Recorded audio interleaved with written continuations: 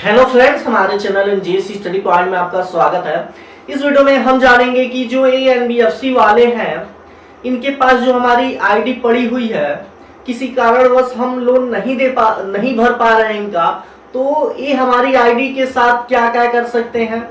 हमारी आईडी तो इनके पास है, क्या ये हमारी आईडी के जरिए अन्य जगह से लोन निकाल के हमारे नाम पे कर सकते हैं कि नहीं कर सकते हैं। अन्य चीजें भी आपके दिमाग में होगी कि ये हमारी आईडी का स्कैम तो नहीं कर सकते, नहीं कर देंगे। अन्य चीजें बहुत सारे क्वेश्चन आपके दिमाग में होंगे अपनी आईडी से रिलेटेड। होगा कि नहीं होगा? होगा ही, कोई बात नहीं।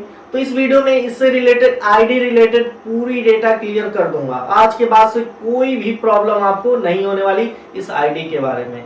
तो देखिए, आज सुबह में मेरे पास एक मैसेज आया। देखिए यहाँ पे क्या लिखा हुआ है, व्हाट्सएप पे जैसे आपके पास भी मैसेज आता है वैसे ही आया। सर, आप क्रेडिट बी से लोन चल रहा है जिसकी रिपेमेंट अभी तक ड्यू है। अगर आप आज अपना लोन की पेमेंट करते हैं तो इंटरेस्ट और पेनाल्टीज का 100% डिस्काउंट मिल जाएगा। कॉल मी अर्जेंटली। सर, आपको क्रेडिट बी से चल रही है, लोन चल रही है जिसकी पेमेंट्स अभी टीके दिया है। अगर आप आज अपने लोन का पेमेंट करते हैं तो आपका ब्याज या पेनाल्टी का 100% डिस्काउंट मिल जाएगा। तो फिर मैंने पूछा, भैया कौन हो?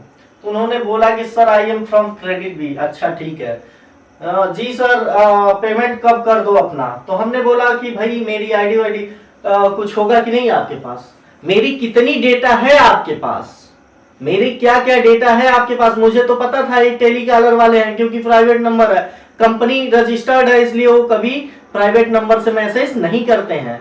ये टेलीकॉलर वाले पर्सनल नंबर से मैसेज करते हैं। तो भैया मैंने पूछा इनसे कि भैया मेरी आईडी में क्या क्या आपके पास है, मेरी हिस्ट्री।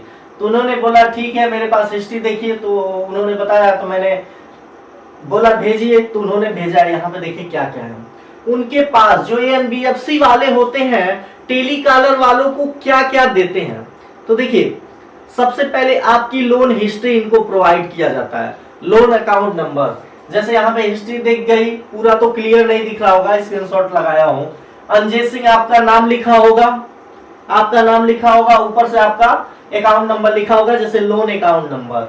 उसी से आपकी हिस्ट्री खुलेगी कि क्या क्या है दुनिया भर के। यहाँ पे ई कॉमर्स। दूसरा स्क्रीनशॉट इन्होंने दिया है कि 27,000 का मैंने लिया था loan, principal amount 27,000, loan distributed amount 27,000 का लोन था, जिसमें 27,000 इन्होंने हमें दिया था। टोटल इंटरेस्ट जिस पे है 3513 रुपए, लगभग 1-2 साल हो ही गया होगा। ड्यू 28,336 रुपए है, रिमेनिंग ड्यू है 32,852 रुपए। टर्न 6 महीने के लिए दिया गया था। तीसरा भी वही है, देखिए यहाँ पे ई वाउचर डिटेल मिला था, यानी जो ये लोन था क्या मिला था, अमेजोन वाउचर मिला था। अमेजोन पे वाउचर 27,000 का मिला था वाउचर, वही है प्राइस डिटेल। तो मैंने बोला और भी चीजें दिखाइए जो हमारी डेटा आपके पास हो। देख लीजिए यहाँ पे क्लियर दिखाएगा, यहाँ पे मैंने लगाया, वो तो स्क्रीनशॉट था। यहाँ पे फुल डिटेल आपको दिख रहा होगा क्या क्या मिला हुआ है। लोन अकाउंट नंबर, इतना डेट है, current due, dot dot dot. इससे क्या मतलब, ये तो आपके पास भी आता होगा। आगे यहाँ पे पूरा डिटेल दिया हुआ है, कितना ड्यू है, क्या है। ये लगभग 2021 का है, 2021 में लिया गया था। 22-23 चल ही रहा है, 1-2 साल हो गया है। लगभग हमने 2021 जुलाई में लिया था। मैंने 2021 में जुलाई में लिया था। और उस पैसे का मैंने किया क्या था, इससे मैंने 2 बार लोन लिया था। एक बार 6,000 का लिया था, जिसका मैंने टाइम टू टाइम पेमेंट कर दिया था। उस 6,000 का मैंने क्या खरीदा था, आपको एक प्रूफ दिखा दूं। तो ये आईआर टच फ्रेम जो दिख रहा है ना, मैंने वही लिया था। मैंने खाने के लिए पैसे नहीं लिए थे, नहीं पैसे थे। कोरोना में, लॉकडाउन में 3 साल वैसे ही बर्बाद हो चुके थे, इसलिए इनसे पैसे लेके मैंने आईआर टच फ्रेम चाइना से मंगवाया था। लगभग 14,000 पड़ गए थे। 6,000 इसे लिया था, और 7,000 एक और था, किस्त था, और भी एक दो एप्लीकेशन से लिया था। और कुल मिला जुला के 3-4 से मिला के 14,000 रुपए जुटाए, और फिर मैंने यही चाइना से मंगवाया आईआर टच फ्रेम, जिसको लगा के मैं चलाता हूँ डिस्प्ले। ठीक है, तो मैंने खाने के लिए लोन नहीं लिया था, और इसीलिए कहता हूँ आप लोग भी खाने के लिए कभी भी लोन मत लो, कपड़े पहनने के लिए लोन मत लो। तो बात थी हमारी, इनके पास क्या क्या डेटा रहती है, तो यही सब चीजें रहती है। मैंने उनसे पूछा कि भाई साहब मेरा आधार कार्ड भी तो होगा आपके पास, मेरा पैन कार्ड भी तो होगा आपके पास। तो उन्होंने कहा नहीं सर, ये सब चीजें कंपनी के पास रहती हैं। ये सब चीजें किसके पास रहती हैं? कंपनी के पास रहती हैं। हमें बस लोन हिस्ट्री मिलता है, आपकी बस लोन हिस्ट्री का रिकॉर्ड हमारे पास रहता है, और आपका जो रेफरेंस में नंबर आप डाले होंगे और आपका नंबर बस हमारे पास आता है, कंपनी देती है। बाकी आपका आईडी, जैसे मान लीजिए पैन कार्ड हो गया, आधार कार्ड हो गया, ये सब चीजें कंपनी हम लोग को प्रोवाइड नहीं करती है। बहुत होगा तो आपकी सेल्फी इनके पास भेज दिया जाता है, बाकी सब चीजें नहीं। फिर मैंने बाद में शाम को इनसे चैटिंग किया तो इन्होंने भाई साहब समझ गए कि मेरा चैनल है और डट तो ये कह रहे हैं नहीं मेरे पास पूरी आईडी रहती है। मैंने कहा तो भेज दीजिए, क्या करना है। तो उसके बाद से भाई साहब नंबर ब्लॉक करके मेरा चले गए। तो जो बात है आप लोग को डरने की कि आईडी के साथ स्कैम हो सकता है, कोई भी एनबीएफसी रजिस्टर्ड कंपनी आपकी आईडी किसी को शेयर नहीं करेगी। अगर शेयर करेगी तो आरबीआई गाइडलाइंस के खिलाफ है और वो कंपनी पे परमानेंटली मुहर लग जाएगा। परमानेंटली मुहर का मतलब तो समझ ही रहे होंगे ना, सील लग जाएगा, सील, ठप्पा, खत्म। इसलिए कोई भी एनबीएफसी हो चाहे कोई भी रजिस्टर्ड कंपनी हो, आपकी लोन हिस्ट्री को शेयर किया करते हैं। आपका अकाउंट नंबर, खाता नंबर और आपका आईडी, जैसे आधार कार्ड, पैन कार्ड और अकाउंट नंबर, ये चीज तीनों सिक्योर होती है। ये तीनों चीज किसी टेलीकॉलर वालों को एनबीएफसी वाले शेयर नहीं करते हैं। तो इस भ्रम से आपको दूर रहना है कि आपके पैन कार्ड और आधार कार्ड और अकाउंट नंबर से कोई दुरुपयोग किया जा सकता है, ऐसा कुछ नहीं होता है। कुछ लोग क्या करते हैं, भाई साहब पेमेंट कर दीजिए नहीं तो हम आपके अकाउंट में ईसीएस एक्टिव कर देंगे। कौन कर देंगे? टेलीकॉलर वाले आपको धमकी देते हैं कि भैया हम आपके अकाउंट में ईसीएस एक्टिव कर देंगे, जबकि इनके पास आपका अकाउंट नंबर होता ही नहीं है और एक्टिव कर देंगे।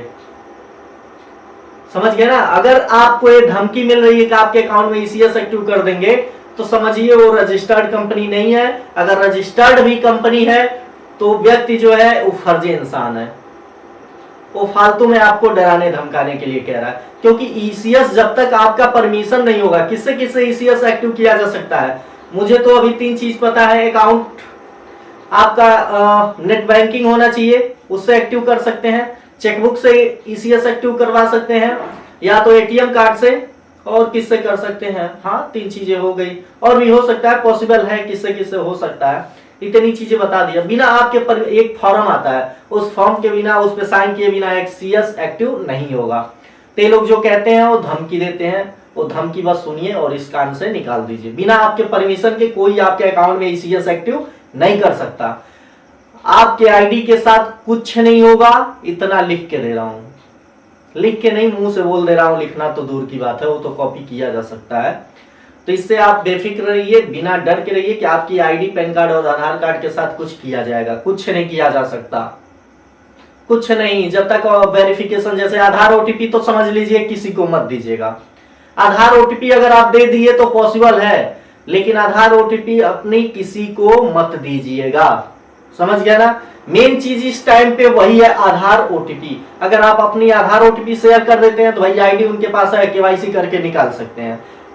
उसमें भी दिक्कत है, आपका लाइव फोटो चाहिए। जो रजिस्टर्ड है उनको लाइव केवाईसी करवानी पड़ती है। सब कुछ हो जाएगा, अकाउंट खुल जाएगा, लेकिन लाइव केवाईसी बिना सब कुछ पेंडिंग में रहेगा।